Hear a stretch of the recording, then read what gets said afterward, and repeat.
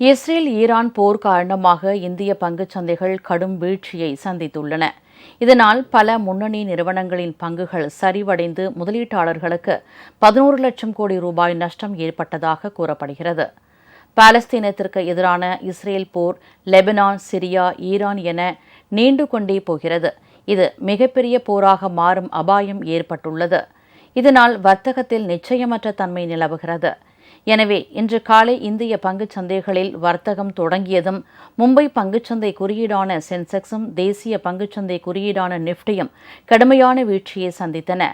நேரம் செல்ல செல்ல இந்த வீழ்ச்சி அதிகரித்துக் கொண்டே போனது.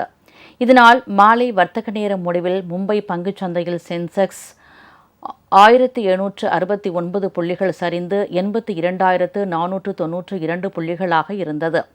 தேசிய பங்குச்சந்தையில் நிஃப்டி 529 புள்ளிகள் வீழ்ச்சியடைந்து 25,266 புள்ளிகளாக இருந்தது.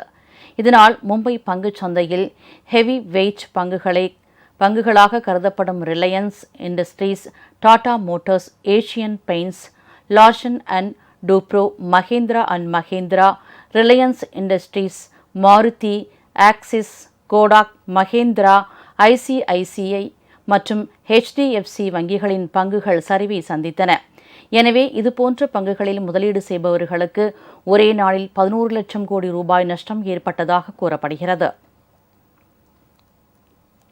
உங்கள் ராஜ் நியூஸ் தொலைக்காட்சியில் திங்கள் முதல் வெள்ளி வரை தினந்தோறும் பிற்பகல் 2 மணிக்கு உங்கள் பகுதியில் உள்ள குறைகளை நேரலையில் தெரிவிக்கும் புகார் பெட்டி நிகழ்ச்சி. பங்கு பெறுங்கள், பயனடையுங்கள், காணத் தவறாதீர்கள்.